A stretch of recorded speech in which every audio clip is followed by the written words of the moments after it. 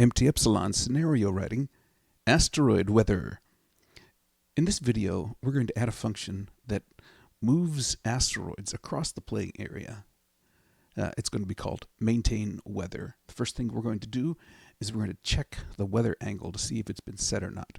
And then if it hasn't, we're going to set it and set some other asteroid initialization things like, well, first of all, let's set the weather angle, random between 0 and 360. So this is the direction that the asteroids will move across the playing area. Then we're going to create a moving asteroids table where we will keep track of all of these asteroids that are moving across the play area. Now we need a base origin x, y. This is going to be in the opposite direction from the weather angle. So vector from angle, weather angle plus 180, and it's going to be 100,000 away from the origin. We're setting to true because we want the angle that gets generated by this function to match the angle we might see if we were piloting a ship. Now we're going to create 100 asteroids. And the way we do that is we're going to, well, insert the result of a function into our moving asteroids table. This function is one that we're going to write called maintainWeather. We're going to pass it a Boolean. We're going to say false at this point. Later, when we make them again, we'll set that to true. I'll explain when we get to there. Meanwhile, let's define the makeWeatherAsteroid function. The parameter that we're passing in, we're going to name it origin. This tells us whether we want the asteroid to be created at the origin on one side of the playing area or out in the middle of the playing area as if they'd already been there for a while. The first thing we'll do is create a local variable called a, which we will create an asteroid and assign it to that variable. Now we're going to have an origin point for this asteroid, vector from angle. We're going to take the weather angle and we're going to rotate it 90 degrees. And what this will give us is sort of an origin line. Somewhere along this line from negative 100,000 to positive 100,000 will be the place where this asteroid originates when it starts crossing the play area. Once again, we set that parameter to true because we want the angle returned to match an angle that we might read if we're piloting a ship. We're going to take these coordinates and we're going to attach them to the asteroid. A.origin x equals origin x plus our base origin that we created earlier. Same thing with the y coordinate. So we'll have the origin point essentially stored with the asteroid as part of the asteroid. Now, we check the parameter that was passed in, origin, and if origin is true, then we are just going to set the position to the origin point that we just created. So we're saying essentially, go back to where you started and recreate yourself there. If origin is not true, passed in, then we're going to say, well, you need to be kind of randomized along your path in the play area. So we're going to get a vector from angle in the direction of the weather angle and get those coordinates somewhere between 0 and 200,000. That's essentially the width of our play area. Again, we're going to set it to true because we want the angle to match what we would see on a ship. We get these coordinates, and then we're going to set the position from the origin that's stored as part of the asteroid plus these coordinates that we just created.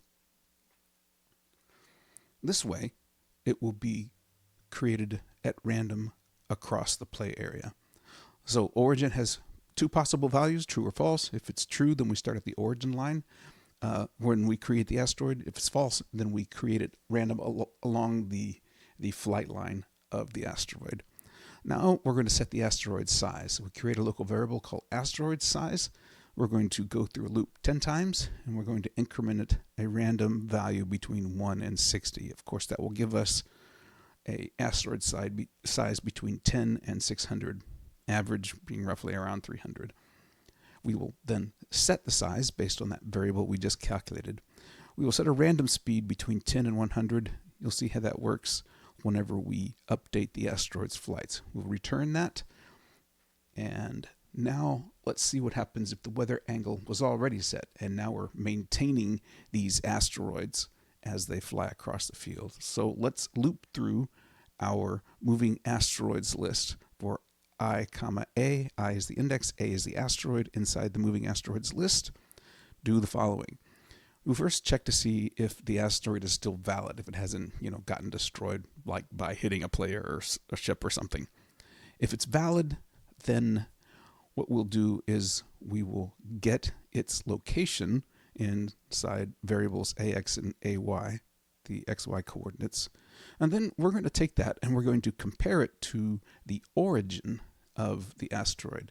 Because we only want it to go so far, the width of our play area in this case is 200,000. So we'll say if the distance between where it is now and where it started is greater than 200,000, then it's time to put it back at the origin. So we're essentially going to have it wrap around to the beginning again. So if it's true that it's greater than, we'll just set the position back to the origin point.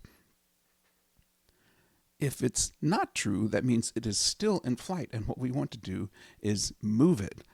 So what we will do is we will calculate a delta value using vector from angle and the weather angle and the speed that we stored whenever we created the asteroid. That's going to be how far it moves. So we calculate this coordinate, and then we take its current coordinates and we add this calculated value when we set position. So A colon set position, AX plus DX, comma, AY plus DY. This is how we get motion for these asteroids. Now, if the asteroid is not valid, then that means it's been destroyed. So what we want to do is we want to create another one. So we just say moving asteroids, the current index, which is invalid, make weather asteroid, and this time we're going to set the value to true because we want this new asteroid that we're recreating to start on the origin line.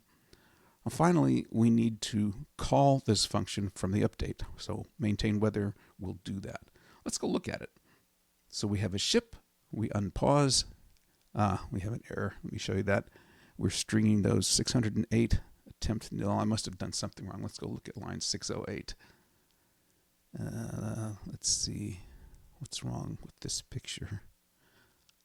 It says, oh, I misspelled the function vector from angle. It should be angle, not andle. Vector from angle. All right, let's save that and test again. There's our ship. Let's see what it looks like. Unpause and oh, look. It's a rain of asteroids coming across the playing area. Everybody beware. You can see it's roughly a square, 200,000 on each side.